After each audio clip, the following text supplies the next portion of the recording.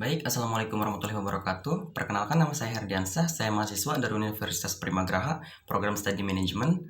Maksud dan tujuan saya membuat video ini untuk memenuhi tugas UAS di mata kuliah Komunikasi Bisnis. Oke, baik, di sini saya akan menjelaskan tentang definisi komunikasi bisnis. Oke, kita lanjut.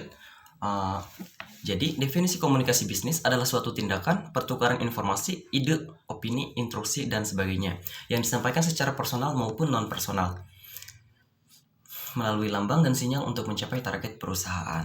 Oke, di sini saya mengutip buku tentang komunikasi bisnis pendekatan praktis yang ditulis oleh Sophia Rosalyn DKK. Oke, komunikasi adalah suatu proses penyampaian dan penerimaan pesan atau informasi yang dilakukan oleh dua orang atau lebih dengan harapan terjadinya pengaruh yang positif atau menimbulkan efek tertentu yang diharapkan. Oke, sementara itu, dalam ilmu ekonomi bisnis adalah suatu organisasi yang menjual barang atau jasa kepada konsumen atau pihak bisnis lainnya. Jadi dengan demikian dapat disimpulkan pengertian komunikasi bisnis adalah komunikasi dalam dunia bisnis yang memiliki peran penting untuk menyampaikan pesan kepada seluruh pemangku kepentingan, baik secara verbal maupun non-verbal untuk mencapai tujuan tertentu. Oke, baik, di sini saya akan menjelaskan tentang unsur komunikasi bisnis, di mana komunikasi bisnis akan berjalan dengan baik jika terdapat unsur-unsur sebagai berikut. Oke, untuk yang pertama, tujuan komunikasi. Dalam melakukan komunikasi tertentu saja harus ada tujuan yang disampaikan. Yang kedua, pertukaran pikiran. Yang ketiga, informasi, gagasan, opini, atau instruksi yang merupakan isi pesan. Oke, saluran personal atau impersonal. Selanjutnya ada sinyal atau simbol sebagai alat dan metode yang dapat dipahami dan dimengerti oleh penerima untuk menyampaikan pesan. Di sini ada jenis-jenis komunikasi bisnis, yang dimana yaitu ada komunikasi internal ke atas, komunikasi internal ke bawah, komunikasi bisnis internal lateral, dan komunikasi eksternal. Oke, baik, selanjutnya saya akan menjelaskan tentang komunikasi internal ke atas terlebih dahulu, yang dimana komunikasi bisnis internal ke atas adalah komunikasi yang berasal dari bawahan ke manajer atau individu dengan adanya hierarki perusahaan. Setiap pemimpin harus memungkinkan informasi mengalir ke atas agar memiliki pemahaman yang benar tentang operasi bisnis. Oke, selanjutnya komunikasi internal ke bawah, yang dimana komunikasi internal ke bawah mengalir dari atasan ke satu atau lebih bawahan. Jenis komunikasi ini biasa dalam bentuk surat, memo, atau arahan verbal. Baik, selanjutnya ada komunikasi bisnis internal lateral. Komunikasi internal lateral terjadi di antara karyawan di tempat kerja. Saat ini ada banyak cara karyawan dapat berkomunikasi, contohnya seperti chatting, pesan, ataupun email.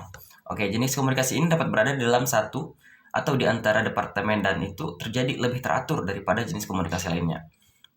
Oke, selanjutnya ada komunikasi eksternal, yang dimana komunikasi bisnis eksternal adalah setiap komunikasi yang terjadi dengan pihak luar seperti pelanggan, prospek, vendor, atau mitra.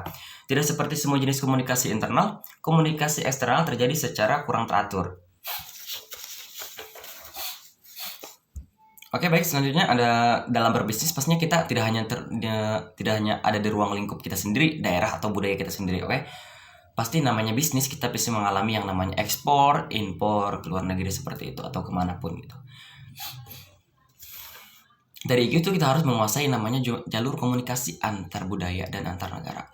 Nah, mari kita simak apa sih komunikasi bisnis antar budaya itu dan apa yang harus diperhatikan dalam berkomunikasi antar budaya. Oke, definisi komunikasi antar budaya adalah situasi komunikasi antara individu-individu atau kelompok yang berasal dari bahasa dan budaya berbeda, baik kebudayaan antar daerah atau antar suatu negara atau kebudayaan antar negara. Oke, saya di sini melansir dari buku Strategi Komunikasi dalam Bisnis karya Pak Edi Sanusi Silotonga. Oke, komunikasi lintas budaya adalah proses pengalihan ide atau gagasan suatu budaya kepada budaya lain dengan tujuan saling mempengaruhi. Komunikasi lintas budaya adalah komunikasi yang dilakukan sebagai akibat dari terjadinya proses komunikasi antar berbagai unsur kebudayaan. Komunikasi lintas budaya juga bertujuan untuk mengurangi tingkat kesalahpahaman serta ketidakpastian yang menimbulkan konflik lintas budaya. Karena itulah untuk mencapai komunikasi antar budaya benar-benar efektif, ada beberapa hal yang harus diperhatikan. Yang pertama, menghormati anggota budaya lain sebagai manusia. Oke, yang kedua, menghormati budaya lain sebagai apa adanya dan bukan sebagaimana yang dikehendaki. Oke, yang ketiga, menghormati hak anggota budaya lain untuk bertindak berbeda dan cara bertindak. Oke, yang keempat, komunikator lintas budaya yang kompeten harus belajar menyenangi hidup bersama orang lain dan budaya lain. Oke, proses komunikasi biasanya menyebabkan akibat positif maupun negatif. Salah satunya bisa menyebabkan terjadinya konflik antar etnik pada komunikasi dan komunikator. Adapun cara menghindari konflik antar budaya seperti memberikan informasi yang sebenarnya terjadi tanpa menambah masalah yang ada. Oke, berkomunikasi dengan baik, saling menyesuaikan diri, menghormati, menghargai, serta berkomunikasi dengan baik menggunakan bahasa nasional. Oke, baik. Jadi kesimpulannya di sini setiap bisnis harus memiliki strategi komunikasi bisnis yang efektif dan baik yang diterapkan untuk setiap anggota karyawan Anda. Dalam pembukuan misalnya, Anda harus memetakan dan memberikan komunikasi yang jelas tentang hak akses laporan keuangan dan proses pencatatan pembukuan bisnis.